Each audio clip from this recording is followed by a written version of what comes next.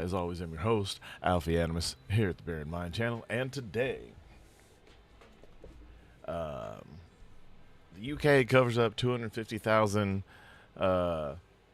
grapes, and the evil people who are covering up said occurrences. And JD Vance goes on The View if we have time. But first, finding out. Bro learned about personal space. Ooh, what's this? Hold on, bro. Hold on. I might lighten it back up and hey. True. Hold on, bro. Give me some space here, man. Huh? Yeah, bro. You smoking a black in his face, bro. Bro, he's been here longer than you have, bro. You need to move aside. yeah. Say on God. You need to move aside, bro. You're smoking a black in his face, bro. Hey, say on God, he's been here longer than me. I swear, bro. He's literally gotten here. He was up here before you got up here, bro. I got shit to do, bro. Please stop smoking the black in his face, bro. Bro, please move. Thank you. Here, bro. And then but at the same time, like, why are you handing back like individual bills? He'll just everything that you handed back to him, fold up, hand it back to him in one go. So I kind of feel this dude's impatience. Be better at your job, but at the same time. Let me see your torch real quick. No, I don't need that. That's it. I don't need that. That's the thing that you were in the middle of. I love how his boy, because this got to be his boy, or at least someone who knows him pretty well. This is the equivalent of you ever seen that dude going through the drive-thru and he said, "Pull through, man, 1265." He said, "Yer." How do you know it was me? Because you're the only one blah, blah, blah, blah, that says "yer" and come through here. And he said, "Nah, man, I might want a milkshake." "You don't want a milkshake with your lactose tolerant ass?" But yeah, I love how his boy don't even care. Oh my God! He's probably tired of his ass too. I was not expecting that. That was really good. Fuck around and find out. Bro, he just got tapped. Nope. Back down, bitch. I love how nobody gives a fuck. Everybody's like, yep. I'm not even mad. You talking about you gonna hit somebody else and they hit you? Well, you shouldn't have been talking about hitting him. You getting right into his personal space. I think that is a 100% self-defense situation. It's completely innocent. He did nothing wrong, bro. Nothing wrong at all. Enslavement, conquest, concubines. What? Oh, shit. Apparently I fell asleep watching From this. 1990, pregnancy country that cannot coexist. This is going to be a tough one, but... And this will be a hard subject. Good morning, Yunuka. How you doing? This will be a hard subject, but I feel like it's important. Look, I'm not all these shows that I do are winners. Not all of them are entertaining per se, but I feel that it's necessary information to get out there. As he says, with an average of 3 viewers, playing people far more popular. But fuck it, let's go. Let's get to it. I want to be as clear in setting this up as possible because I know that this is it's a very expansive report, study. I highly recommend you go check it out. We make the references available, as we do every show, 11 a.m. Eastern when we stream, link in the description. Let me start out with this. 250,000 British girls raped, trafficked, victims of sex crimes. 87% Muslim perpetrators from 1955 to today.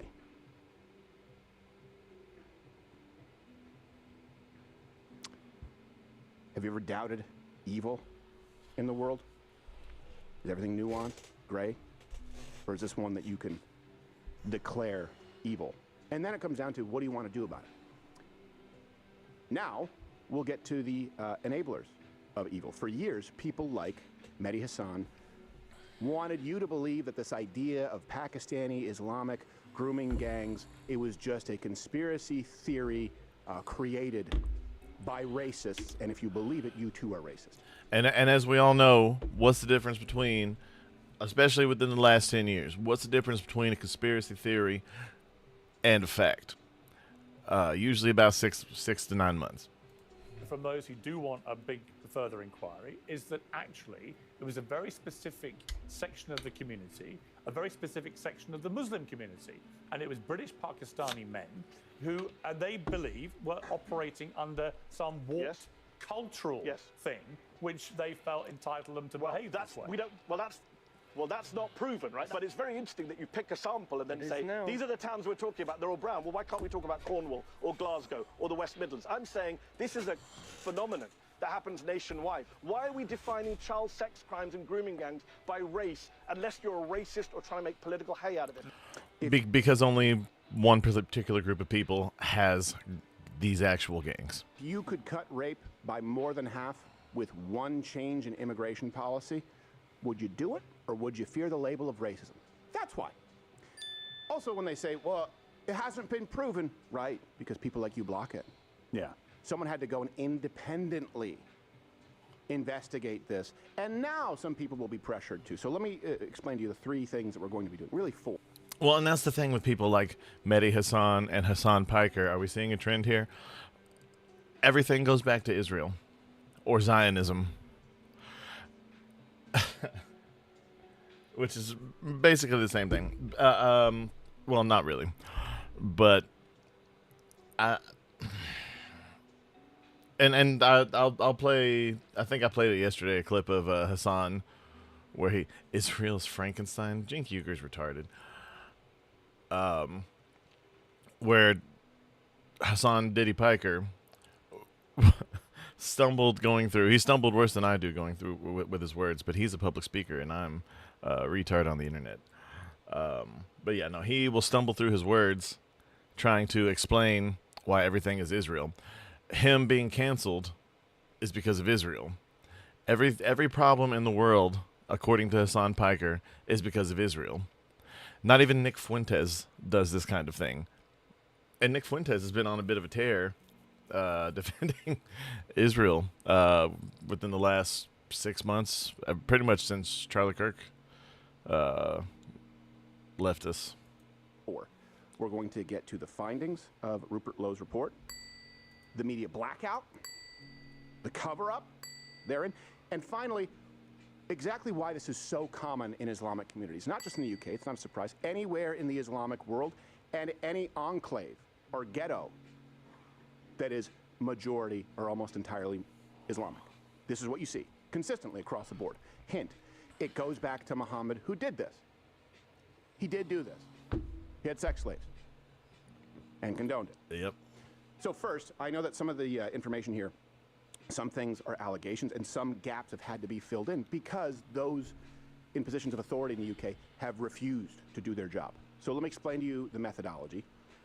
What was done is 2 local authority districts, they were confirmed, right? It was Rotherham and Telford. So they used the data that they had as kind of a sample study, then they extrapolated that to the national figures, including 149 other districts where grooming gangs were identified. So 250,000 is actually considered a very conservative estimate, but let's just, for the sake of argument here, say, okay, anywhere between 175 and 400,000 as far as girls raped from 55 to today. Let's just do that. Let's just say, okay, anywhere from 75% to 95% Pakistani Muslim or Islamic migrant.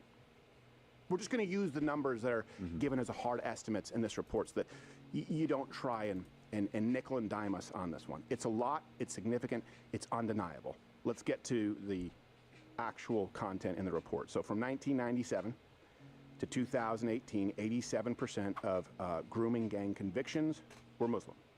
They make up only 6% of the population. Jesus, look at that. Of course, you'd well know that this time period just happens to coincide with the mass migration that we have seen in the UK, and by the way, has been welcomed and orchestrated by those in government, progressives. Now, the grooming gangs, they spanned approximately 40% of all UK local authority districts. So again, this is part of the methodology. It's all over the country. 250,000, the number, largely, almost entirely white girl victims, were subjected to, and it's not limited to this, but primarily rape, gang rape, trafficking, torture, pregnancy, forced conversion to Islam. This is the part that's very disturbing.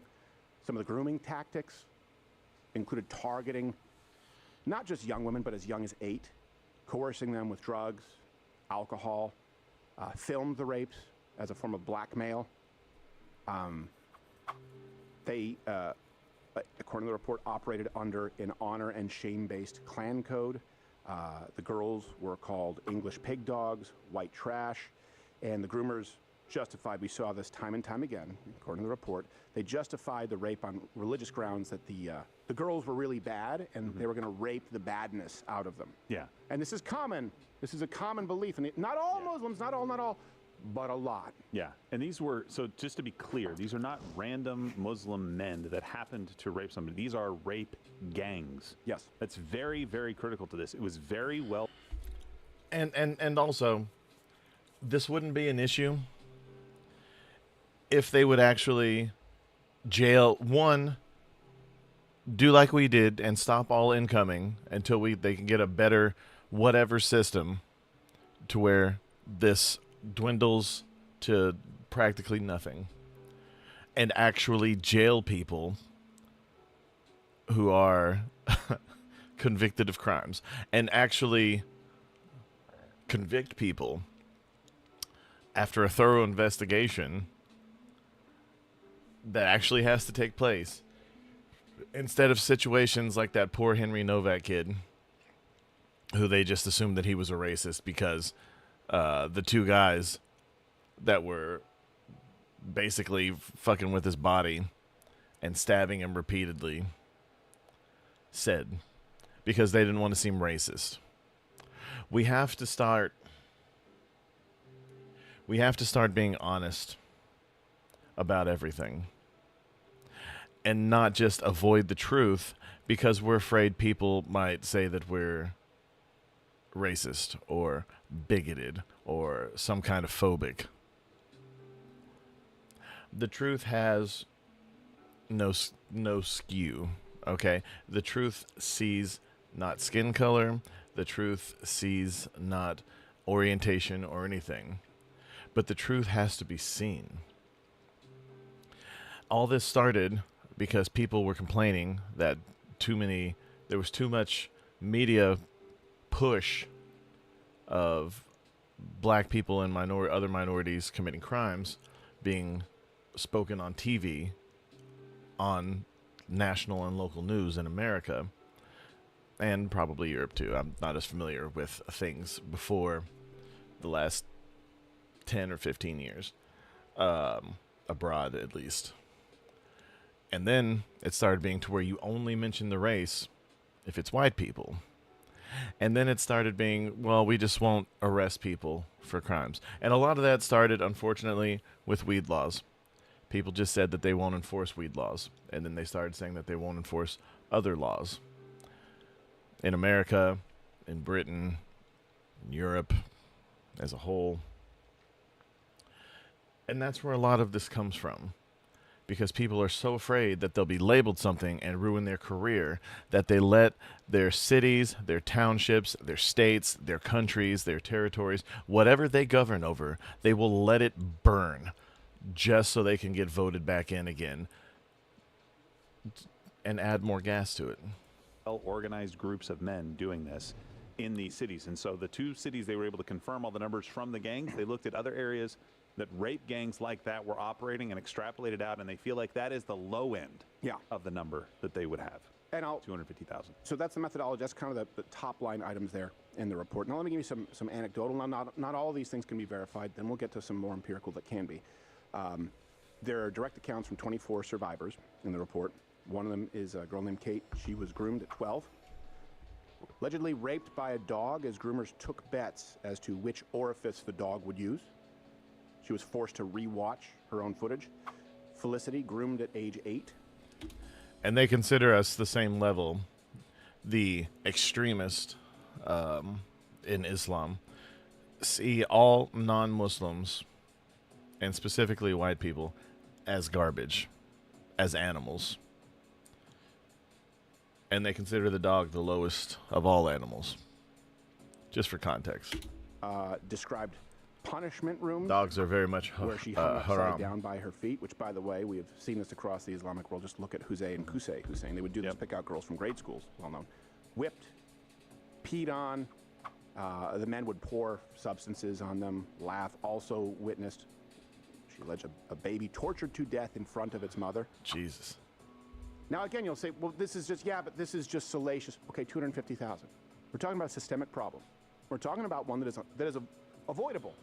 It is avoidable. Michelle, groomed to age 13. Not entirely avoidable, but like 95 to 99% avoidable. You do better screenings of people that you allow into your country. You don't just let any boat that pulls up stay. And you sure as hell don't pay them to stay. Allegedly raped by 600 or 700 Muslim men. Now, matter of record would be that she was pregnant 4 times, 2 miscarriages, abortion, 1 surviving child. So I know that some gaps are filled in, that some are allegations. Not the but best there's phrase a lot to of say after that. verifiable information in here too. Yeah.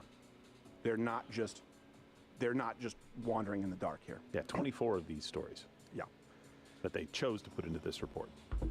Now, you may say, hey, that's just salacious. You're just using that because, you know, it's clickbait. All right. Hey, anyone want to argue that the media doesn't do that? Tabloid media? I mean, these are people who, how long do they talk about Donald Trump allegedly hiring Russian prostitutes to pee on furniture, right? Yeah. So they're not above that. So let's look at the media. 0 reporting from the biggest outlets in the UK. Guardian, Daily Mail, The Sun, Telegraph, Independent, Mirror. 0. BBC did once because they did a hit piece on the funding of Rupert Lowe's report. Right, they tried to do a hit piece, and by the way, they had to retract and apologize because he was cleared. So when they thought they could do a hit job on the guy reporting on the 250,000 Oh, yeah, that's right, Pigs. I apologize. Girls raped, they ran it, and then they had to retract it. No actual coverage of the acts of evil. Yeah, so they thought it was important enough to cover. Yeah, sorry, I got corrected in the comments. Pigs are the lowest creature, not dogs. Sorry, you hear so much about how they want to ban dogs and make it to where people either can't have dogs or keep them in their dwellings. But yeah, no, pigs are the absolute lowest form. Now, that's 100% right. I apologize for that. But not the actual stuff that he found out. Yep. And why would you be going after a person who was just trying to research what was actually happening? Right. That's all he was raising money for at the time, and that's what they tried to hit him for. They gave him, he says, they gave him 10 minutes to respond before publishing the story. Parliament came out and said, no, you guys don't know what you're talking about. He didn't break any laws. They had to retract the story, and then they've been completely silent. I will say this. Maybe research can fact-check me. The Independent that we listed there also released, I think, a hit piece about Rupert Lowe, but not this story. Well, we know how this goes because we've experienced this on a much smaller level. Like, just use the Nashville Manifesto as an example. Right? You were told, Audrey Hill, that there was no political motivation. It seemed random.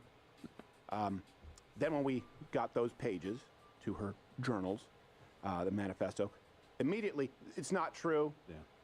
This is faked. And they said, well, it is true, but the parents don't want to see this, and then they threatened to investigate us, sue us. By the way, we're still waiting on that. Same thing happened with the bullet engravings, Charlie Kirk. Hit piece, New York Times, unconfirmed until it actually came out that it was confirmed. So what they do is they lie, they deny, they cover it. They go, oh, there's no proof. Yeah, because you block the actual. The government should be investigating this. They were supposed, and they didn't. They certainly haven't done it adequately. And we'll get to some more clips there because we've interviewed some people vying for positions in government in the UK. And I hope that you. Because anything that goes against whatever you want to call it, the machine,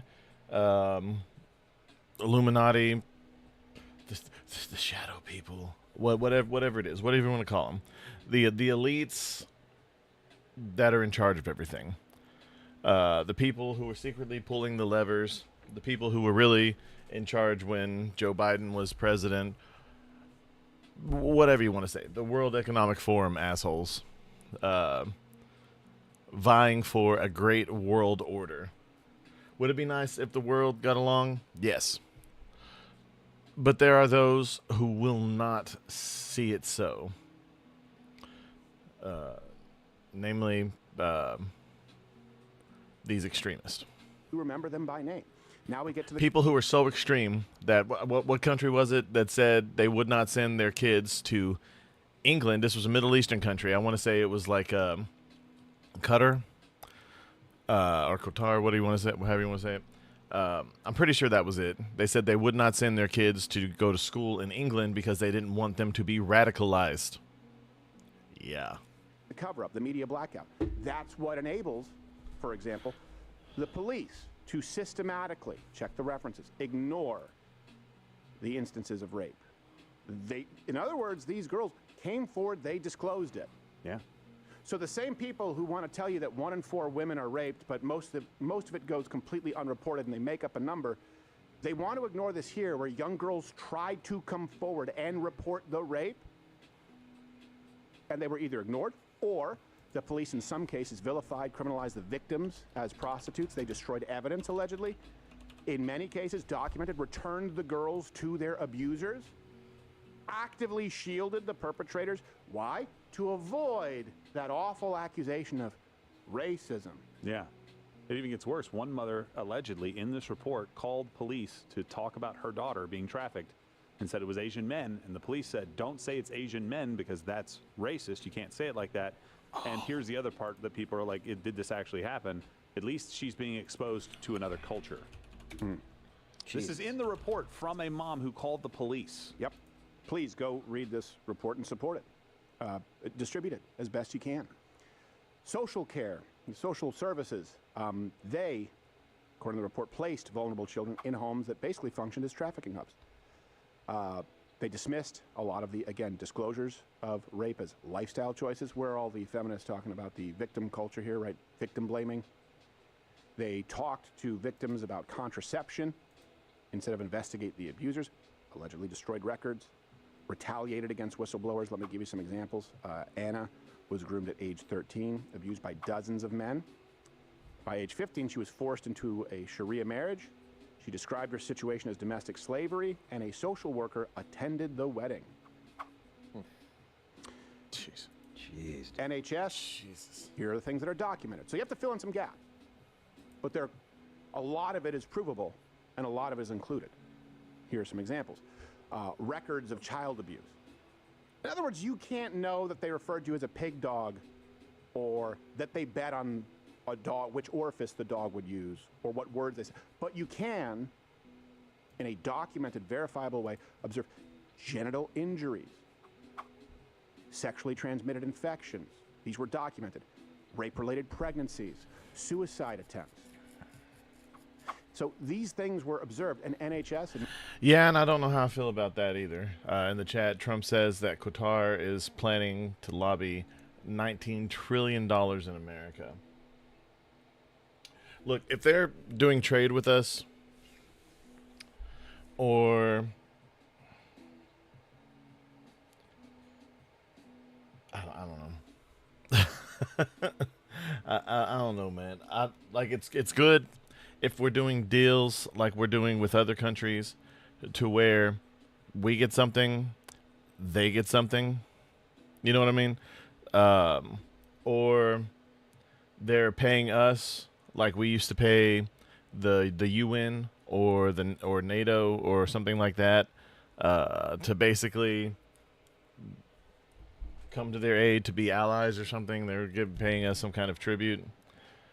I could even be okay with that, but I do not like the sway that money has on things, and I do not like, especially if that plan where they're building, or they're going to have their own base in America, in like, what was it, like South Dakota or something?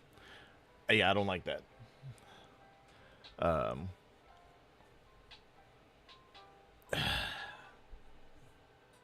don't know. Especially given the ties that they've had to Iran and Hamas and such in the past. Nah.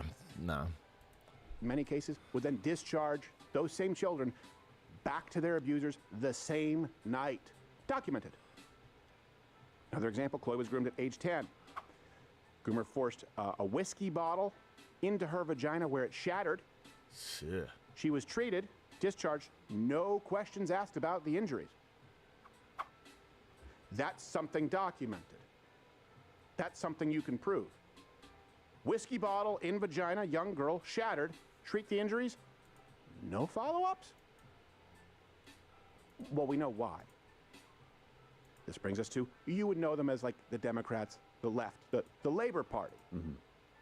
They blocked conservative attempts to launch a national inquiry, meaning an investigation. This was in January 2025. I remember It wasn't a close vote. Pierce Morgan talking about Tommy Robinson, right? I've done this, but you go, it's not a big thing. No, it is. And now it's undeniable. What are you going to do with it? Then in June 2020, Starmer kind of changed his mind after there was an audit, and he announced that there would be a national inquiry. But we really haven't seen the results. It was launched, but it obviously avoids glaringly some of these huge issues. Well, hold on. He said in June there was going to be one. In April of 2026, almost a year later, if you had instances of rape being alleged, rape gangs roaming your country, and you said no in January 25, yes in June of 25, and then it took almost a year, do you think maybe there'd be more cases piling up in those, 10-ish months? Well, you got to give them time to cover their tracks. Yeah. How hard is it to pick up the phone, ring, start an investigation? That should take a day to at least start the process. Yeah, to investigate corruption within the government, within the police force. You know what's really easy? Saying that the police are racist. That's really easy. Really easy to make a claim.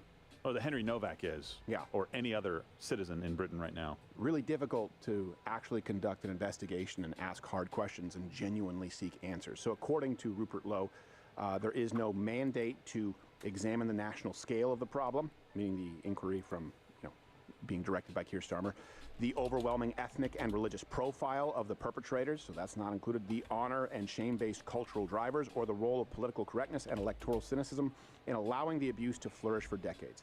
Victims and survivors are notionally placed at the center, yet the terms of reference carefully avoid the very questions that the public and the survivors have demanded be answered for decades. Yeah.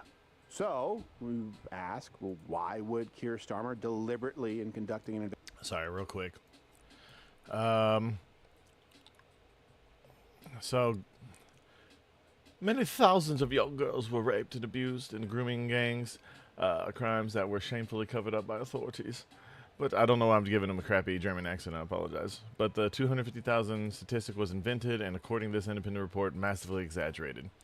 Just admit you're wrong. And his response is, it's your, actually. To which I said, you're a cuck. Sorry. Just wanted to share that with you. Investigation. I was going back and forth between cuck and cunt. Religion. Avoid the demographics. Avoid the patterns. If you're running an investigation, it's to prevent someone else from being subjected to the same evil crimes. That's the reason for an inquiry. But if you don't want the answers, or you forbid the answers from coming back that could be used in a way to prevent the crimes, well, it's an exercise in futility. According to the report, this is, I believe this comes from Lowe, wrote, while Sir Keir Starmer, still being respectful, was the director of public prosecutions, it has been reported that 13,000 suspected rape gang members and pedophiles were let off with warning letters. Literally warning letters. Tisk, tisk. Don't do that again. And then this brings us to someone who wants to, I think, run for prime minister. Yeah, maybe at some point. He's a mayor of Manchester, Andy Burnham. We have an interview from Lane, the hero of Japan, actually catching up with him in South by Southwest. And it's very illuminating.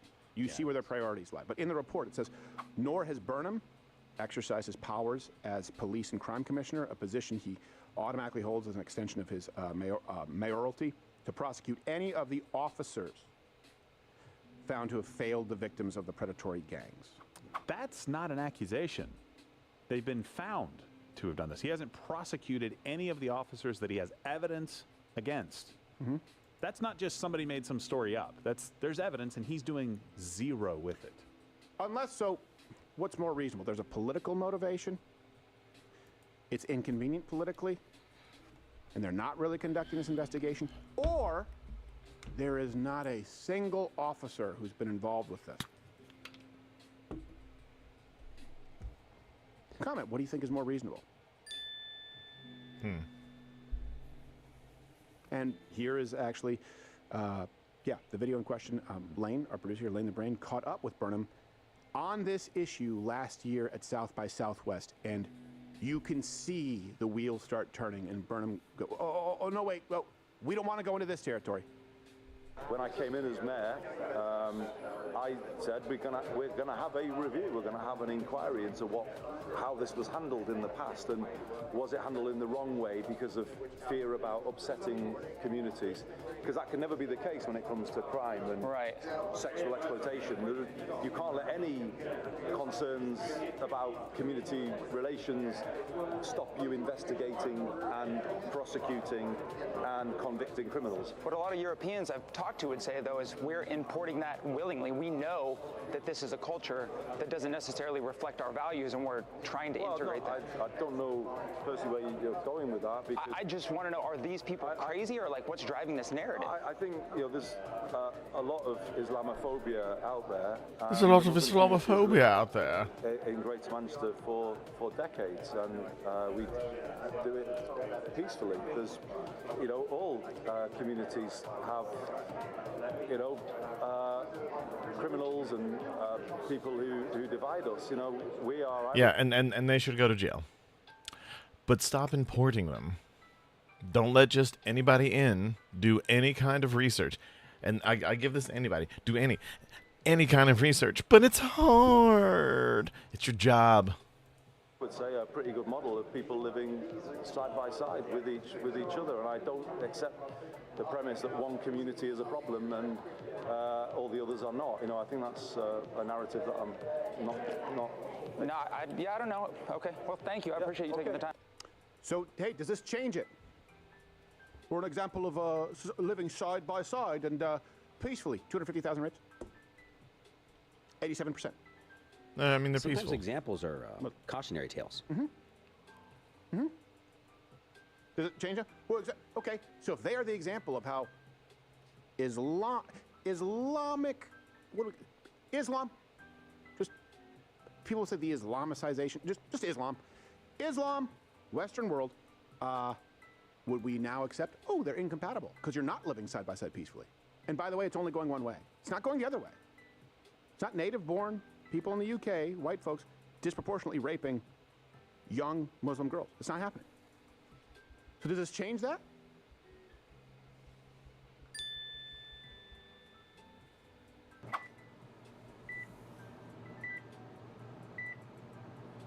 Away from big banks. Rumble wallet.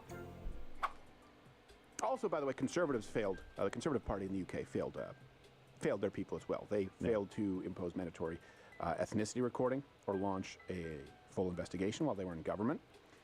They, of course, allowed the problem to continue. They dismissed the grooming gangs as a small-scale problem because they're still third rail. They want to be careful. They don't want to be seen as racist. And here's the thing. I will tell you this. Not only do I believe these numbers, because there's a lot of observable data, facts here, and I understand some gaps have to be filled in. They have to be filled in because those in charge, those who have been tasked with the investigation, refuse to do it. Not only do I believe that these numbers are conservative, I think you'd have to be insane to believe otherwise. I believe it is inevitable and will be in any Western country, civilization, if you mass import Islam. This will be the result. It always has been. To one degree or another. Let me make the case as to why. Now, not all. You always have to say, of course, not all. But far too many. And by far too many, I mean a lot. Both.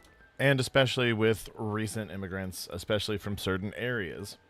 Of course, not all. Again, there were several Muslim families in my hometown, and I'm from a very, well, not a super small, but a very small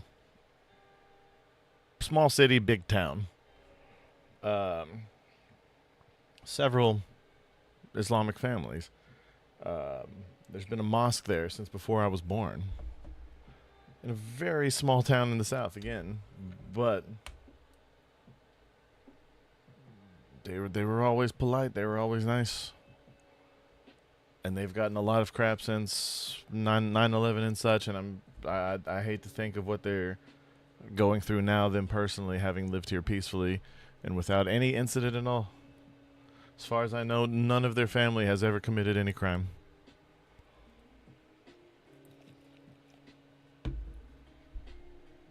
And it's people like we're talking about here that make them look bad. And people like them should, and probably do, speak up the most. But especially, look, colorblind society and all that, sure. But when it comes to, I mean, everyone always wants white people to police themselves. But everyone really should. Because if it's someone who makes you look bad on any kind of level, I mean, I would want to say something about that. But a lot of times, especially in the black community, people are called Uncle Toms, which is weird because Uncle Tom was someone who actually saved and freed slaves in Uncle Tom's Cabin. But I don't know. Maybe I might be talking about my ass, or talking out my ass. I apologize. Far too many Muslims believe that raping non-Muslim women is acceptable. And I know you're thinking ISIS, Boko Haram, Hamas, right? All these places, because they'll hand it out like in their promotional material. Hey, you get to rape all the non-Muslim women you want. But this is also something that we've seen in practice in pretty much every large-scale Islamic community in Europe. For example, we saw it in Cologne. You see it in Cologne, Germany. That was a New Year's event. You've seen it in Sweden. They hand out flyers saying not to rape. Not to rape. Yeah, now let me explain to you why that's in the Quran. Now, some people have dismissed it and said, well, actually, we don't fully believe. And yeah, there are a lot of Muslims who dismiss it. Here's what you can't dismiss. Muhammad did it.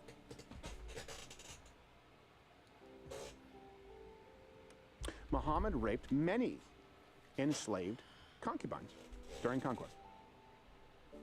Starting to get the why that's different from Jesus Christ.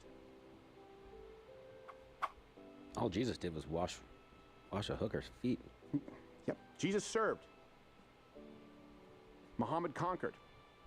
And when I say this to Muslims who will be mad, I mean Jesus Christ, the Son of God, God in the flesh, the divine Jesus Christ, not serial pedophile, rapist, false prophet Muhammad. Why do I say so? Well, because I like my prophets not rapey. Yes. I'll give you a couple of names. I mean, it's hard to look up to agreed someone. upon historically. It's not in dispute. Rihanna bint Said is one. Maria the Coptic Christian. There's Sophia bint Huai. I don't know how to pronounce the last one, but a lot of concubines. A lot of enslaved women. You know, like Conan the Barbarian. Mm-hmm. Hear the lamentations of the women. That was Muhammad, only he actually did it. To be fair, he was a gentleman where he would wait until... Can you imagine if Muhammad sounded like Arnold Schwarzenegger? Now, to be clear, I'm going to read you some verses here from the Quran, and you need to understand the context is the right hand possessions has been historically and unilaterally agreed upon as dependence of a man. So that would include, in many cases, your wife, but certainly would include the, to them, justly enslaved concubines. The concubines. Captives. You know, you would refer to them as sex slaves, because that's what they are today. So, Quran 4:24, and also prohibited to you are all married women, except those your right hands possess. So you can rape the ones you take in war. It's a perk. Quran 33:50. This was specifically addressed to the Prophet. Permits relations with those whom thy right hand possesses out of the prisoners of war whom Allah has assigned to thee. Meaning the ladies, if you kill all the husbands through conquest, and now they're your sex toys.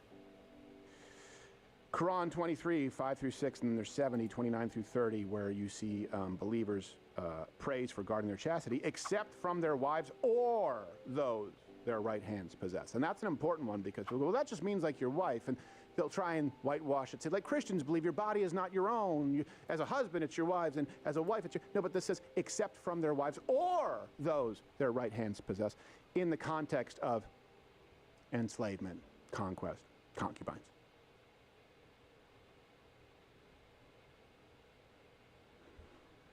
It's really this simple. Western civilization emulating, to the best of their ability, Jesus Christ.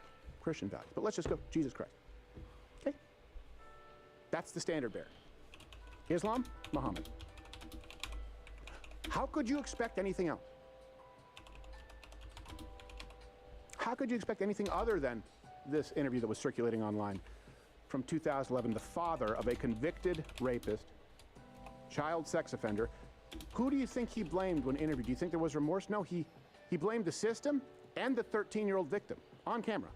Rizwan Razak was found guilty of raping a 16-year-old. His younger brother Umar was found guilty of sexual activity with a child.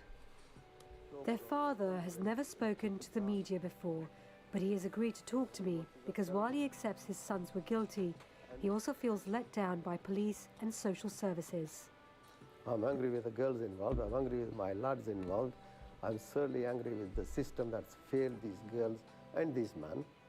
If the system were right, if social services looked after these girls properly, if police did their job properly, these girls wouldn't be there knocking about 11 o'clock at night, and these lads wouldn't have got involved with them.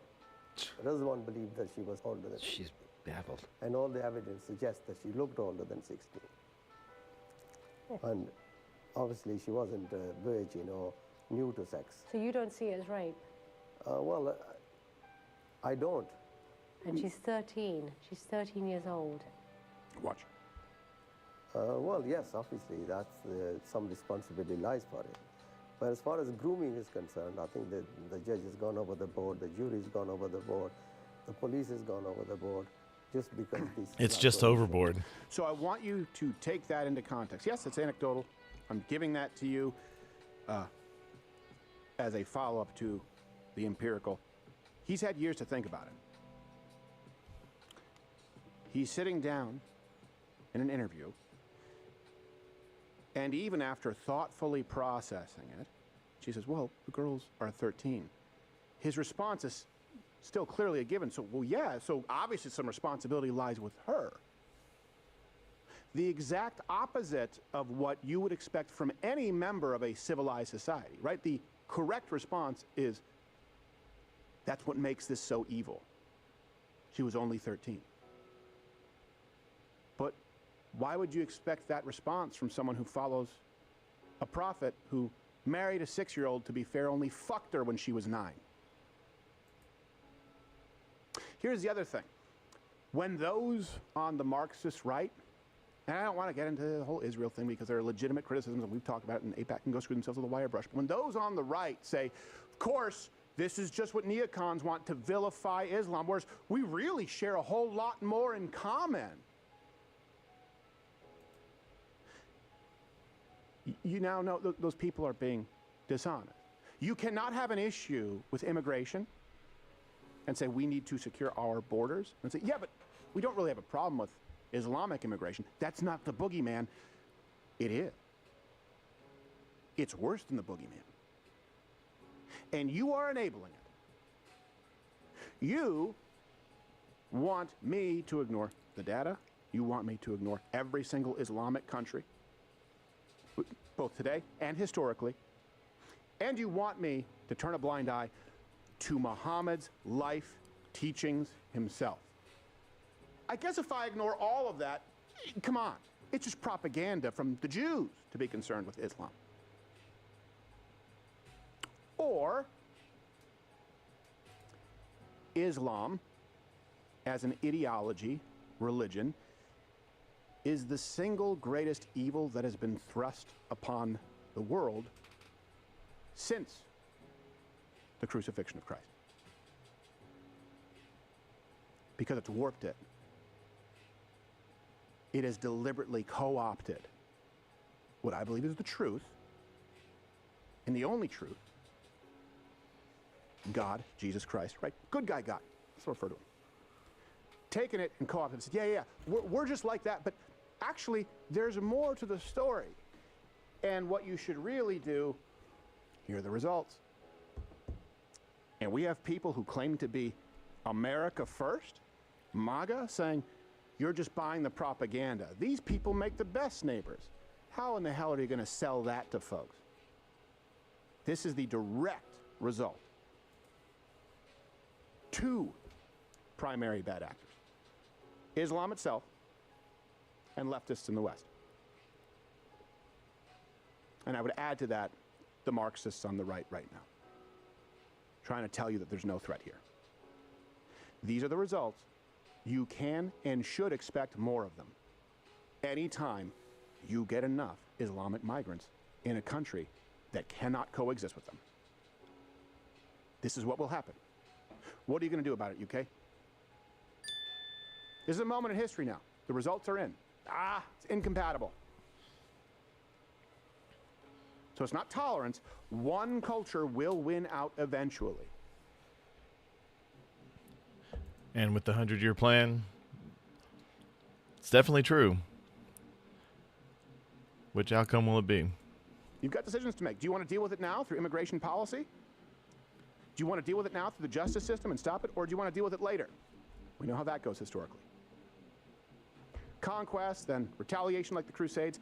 That's where this goes unless you deal with it in the modern civilized way, but it requires that you deal with it. You guys let me know. Oh, you're still here? And you're still watching this on YouTube? And again, sorry, I know that was... Ugh. And then this chick's getting a lot of shit. County lines are phone lines, not border demarcations. You can't traffic people over them. The rape gang inquiry report is junk. All right, so this video has 4 million views. The rape gang inquiry report is out. Yeah. And I'm going to try not to laugh because it feels mean. I mean, for that reaction to come after. I haven't read the whole thing. It's 219 pages. It's only just come out a couple hours ago. They also haven't done their research either. Because on page 11... Neither have you. You haven't read the whole thing. Okay. We find the following. In each of these areas, the same tactics were used were trafficked across county lines. County lines are phone lines, and you don't even have to do a lot of digging to find that out, right? Literally, all you have to do is Google what is a county line, and it will tell you that county lines are the way that urban drug dealers get their drugs out into more rural areas. They have phone lines that people can call. Those are county lines. So you cannot traffic somebody over a county line unless you're trafficking them over a phone line. Well, they're talking about being trafficked from like one area to another area, right? That's Yeah, I mean, county lines are literal. They're not borders like nation lines, or even, I mean, hell, state lines aren't anything you can actively see other than when you cross over them while using navigation. It says, "Welcome to whatever state you're in." obviously what's being discussed. That's what's being said. Which I guess is technically possible if you're also selling them on a phone line or via that phone. So if they haven't understood the basics of how the drug network works in this country, then they have absolutely no hope of understanding grooming gangs, because grooming gangs are criminal cartel enterprises. This is her big gotcha. Gang, right? It's a criminal gang. None of that, I'm going to assume, from that line in the rape gang inquiry report, has made it into... From those teeth, she's definitely British. If it had, they would know that county lines are phone lines and not county demarcation lines, and therefore you don't get trafficked across them.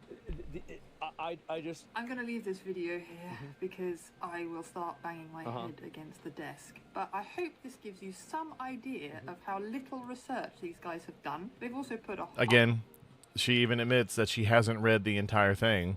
She just saw this one and goes, aha, start the cameras. Whole load of stuff in there about the Muslims and how awful the Muslims are in really, really vague terms. Everywhere that there are Muslims, you get these problems. Well, there are 2 billion Muslims on the planet. I don't think it's literally everywhere, but anyway, that's a story for another day. It's literally everywhere. See you later. Well, yeah, you're right. It's because in the Muslim countries, they'd just be killed. That's the reason why. That's why they come to Britain to rape people. It's because if they did in Pakistan, they'd be given the death penalty. I don't even know. This is shit you're smugly and glibly debunking by nitpicking semantics, fucking evil freak. Exactly. People have no idea how bad the report is. To give you an idea of scale, during the rape of Nanking, Japanese soldiers were estimated to have raped 20 to 80,000 Chinese women. The report estimates at least 250,000 women were victimized by these Muslim rape gangs. When Fiona's mother called the police to report... Well, yeah, but the rape of Nanking... her daughter missing and mentioned a history of abuse by Asian men, the call handler told her, you can't describe them as Asian men because that's racist. You should just be glad your is being taught into a different culture. On one occasion, a police officer returned Fiona to the house where the abuse was occurring, and they told the men to have fun. See, and that's the difference. right here. 6 weeks. So yes, the ones in Britain were more, but it was over the course of 70 years.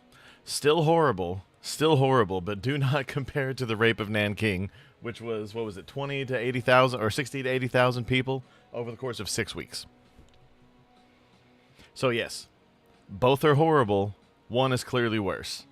Remember that whole thing that happened with Matt Damon when he said you can't compare someone being sexually harassed or even touched inappropriately, like a graze or something, with someone who was raped. With her. Even the UK and he Reddit got covered this more than lambasted mainstream for that. media. It's a hard read, unfathomable. I think you read this, you actually read what's being allowed to happen to avoid bad optics. I'm disgusted in this country. It'll be interesting watching people put more effort into debunking this video than actually solving the problem. Absolutely horrific. The perpetrators and their families who stood by them need deporting. I am... Even Reddit, dude. Even Reddit. Vice President J.D. Vance is... Okay. So we're going to watch... Yeah, we got a little bit of time. We'll get most of this. Undeniably a talented politician. Yes, he Yesterday, is. he went on The View to pitch his new book, and he showed why it's always pretty funny when a dude with a 130-plus IQ has conversations publicly with people who barely crack triple digits. But we'll also get to That's the rest being of Vice President considerate. Vance's day, defending an Iran deal that looks increasingly not great, appearing with Megyn Kelly to make overtures to Tucker Carlson, and prepping for a photo op on Friday with, you know, a mass murderer from Iran. Yeah, it's kind of a mixed bag.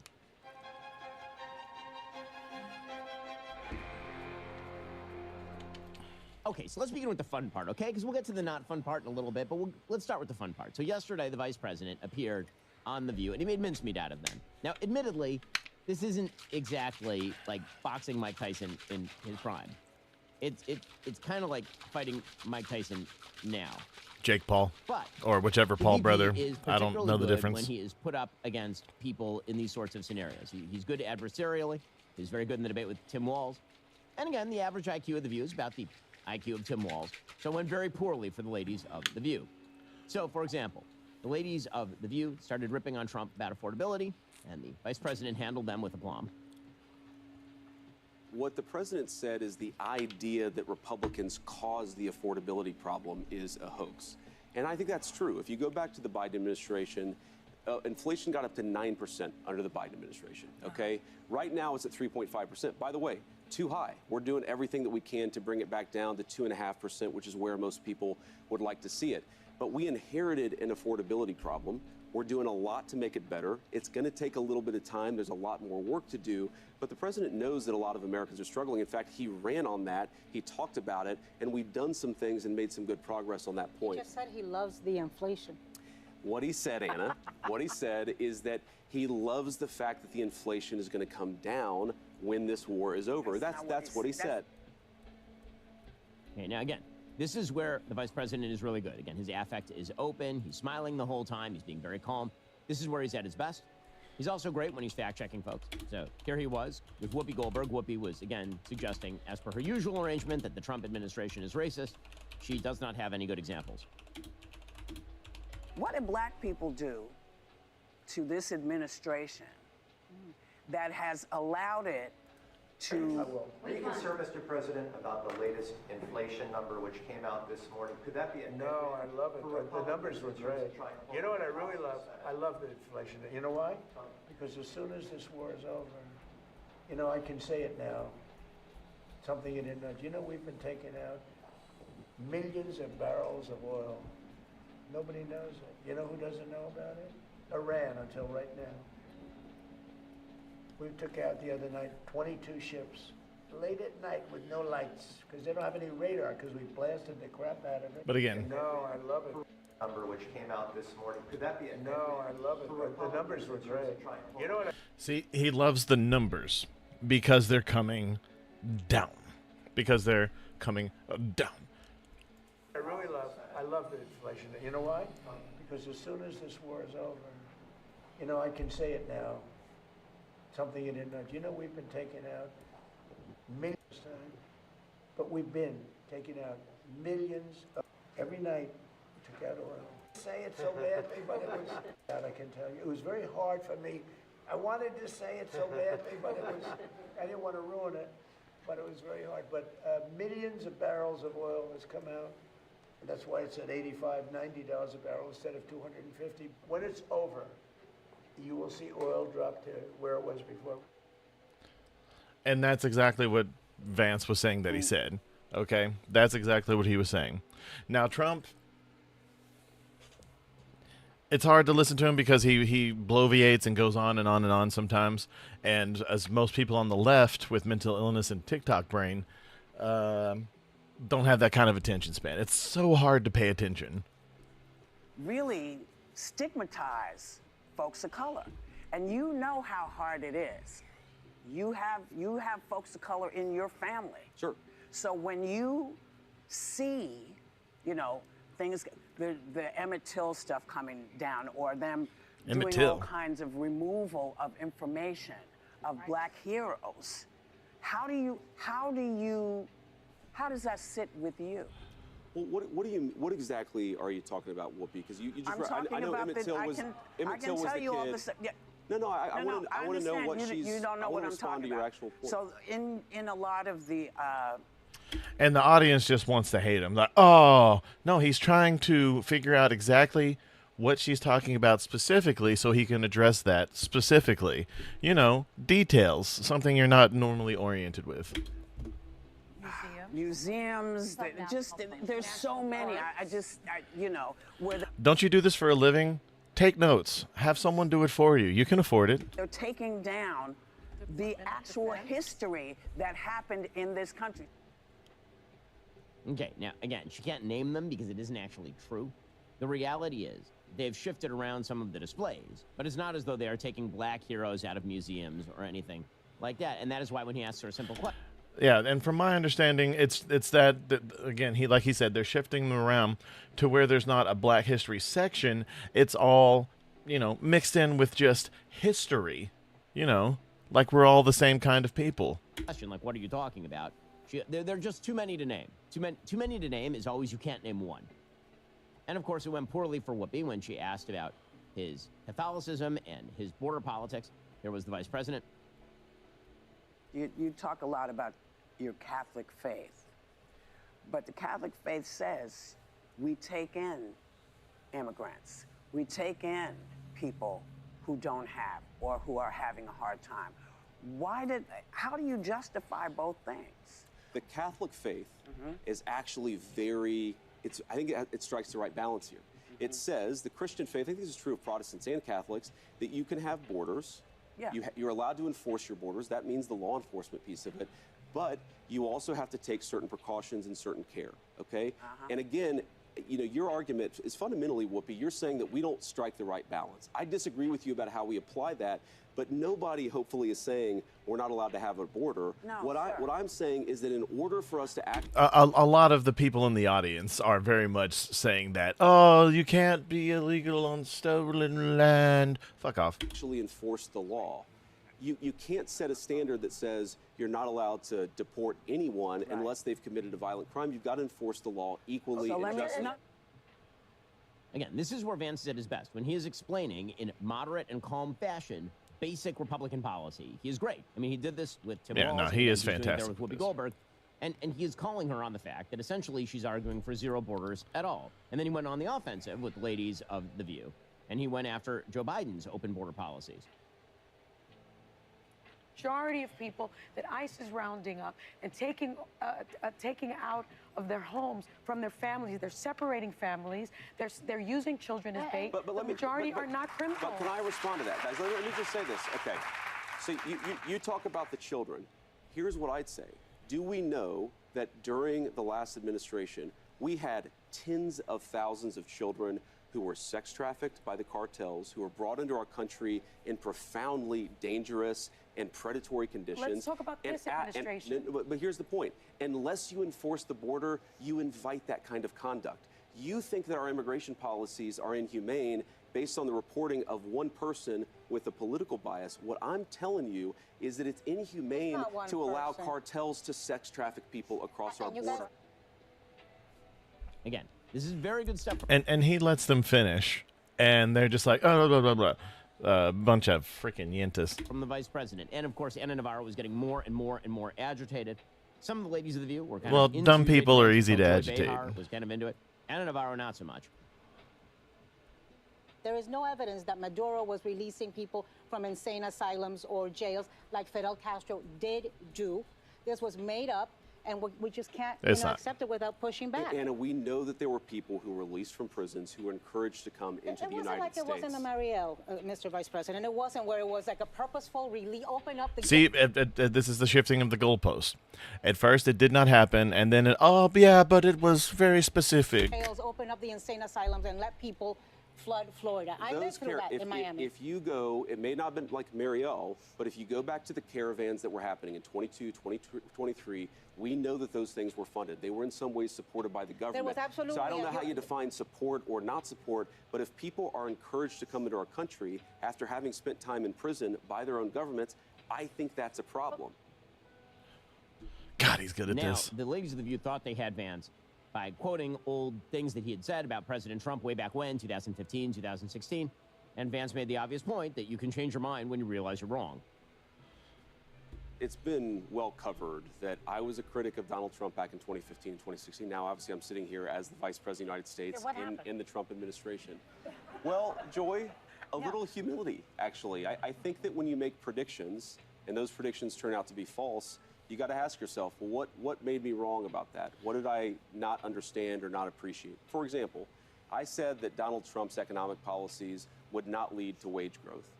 They did in the first term. That was actually a major, major thing. I said that we couldn't bring back any of those factory jobs because I kind of had given into this idea that those jobs were disappearing. But actually, Donald Trump, you saw a manufacturing boom during that administration. So there's a certain point. Let me just. So there's a certain point where you say, you know, I made predictions about this. I ended up being wrong. Yeah. And in politics and anything, I think it's important to just say, you know what, I got some things wrong, and I was wrong about him. Okay, again, all of this is fine and all of this is good. This is what the vice president is very good at. Yes, no, he is fantastic. The vice president didn't spend his whole day, beating up on the imbeciles at The View. He also spent a lot of the day defending this deal with Iran. And here is where things God, just Dance Vance. I want to like him more. He's very good at this.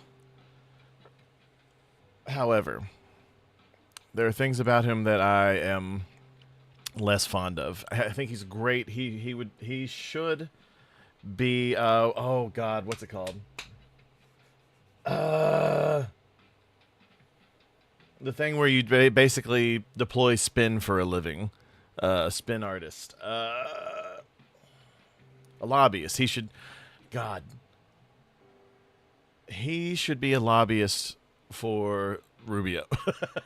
Or the vice president for Rubio. I think he would be very good at a part 2 for his vice presidency. That in a moment. First, Father's Day is this Sunday. Nobody has and there's no recovery. Is Jen Ship it? .com/Shapiro. Everything we do starts with how we sleep. It affects everything. Focus, energy, mood. Check them out right now. Helix Sleep. Diane, who is the chief negotiator. Remember when he was really good at segues into the ads and now they're just supplanted in there? No mistake. Vice President was the chief negotiator here. He and Steve Witkoff and Jared Kushner were the guys negotiating the deal. They're the ones who allegedly are doing all the background briefings. They're doing all of the public defense of the deal. Vance is the lead on this. J.D. Vance is playing a bit of a game here when it comes to how this deal ought to be perceived. So, just a couple of days ago, on June 12th, 5 days ago, he was going after people who were critical about rumors of the deal. And we've been saying the entire time, we weren't going to judge the deal until we saw the text. We could judge the tea leaves. We could judge the comments that were being made about the deal. We could talk about the media reports. But on June 12th, the vice president said, you're not allowed. You should stop paying attention to quote unquote unconfirmed media reports or to the things the Iranians are saying on their social media posts. Apparently, we should believe what IRGC is pledging to the United States in terms of, nuclear development or opening the strait, but we shouldn't believe what they say in social media, but fine. So the vice president was making the case that until we see the text, we shouldn't judge. Well, now the text is pretty obviously out. J.D. Vance said that they had not yet released the text because of diplomatic sensitivities in the Muslim world. Well, that's weird. Sensitivities. Because you know who actually has released the text? Al Arabiya, which is a Saudi outlet, MERS, which is an Iranian outlet, It seems like the administration is the party that is very, very reluctant to release the text. So here he was, literally yesterday, saying that the reason that the text hasn't been released yet, he doesn't really know. It's all a mystery. Here we go. The reason why we haven't released it yet is there are some delicate diplomatic things going on where the Iranians, and not just the Iranians, but some of our mediators, the Pakistanis and the Qataris, have asked us to sequence this in the right way. He's definitely in the right company to cover for the Qataris and such. I don't, frankly, fully understand it, but there are sensitivities that exist in the Arab and Muslim world that we're trying to be responsive to.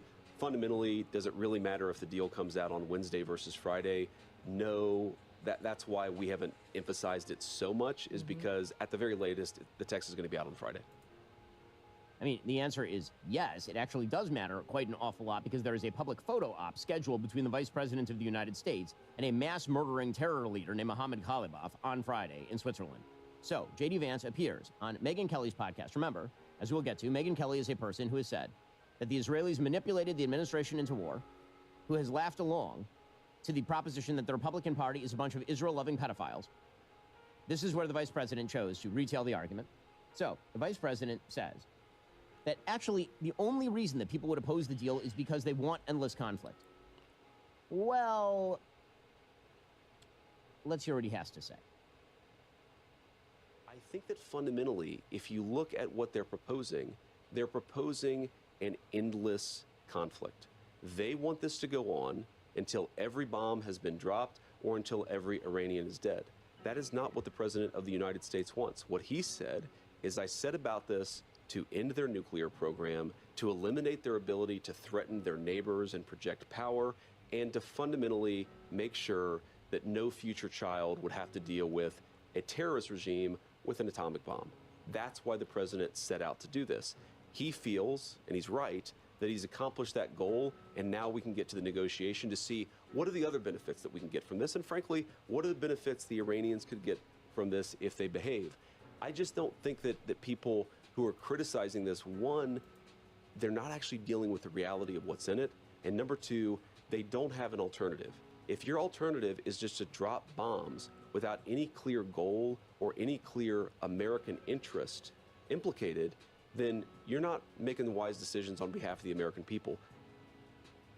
Well, an entire field of straw men is now burning because this is what we colloquially call a lie. This is a lie. An endless conflict would be, say, a 47-year conflict with an intransigent, radical Islamist enemy that wants to destroy America. Some of us have been calling for the president to end this war quickly, like from the beginning. I've been saying for literally months that instead of signing on to a useless ceasefire, that we ought to take or bomb Kharga Island, open the straits with operations like Project Freedom, which the president announced and then unannounced, and then leave Overwatch to our allies like Israel and the UAE.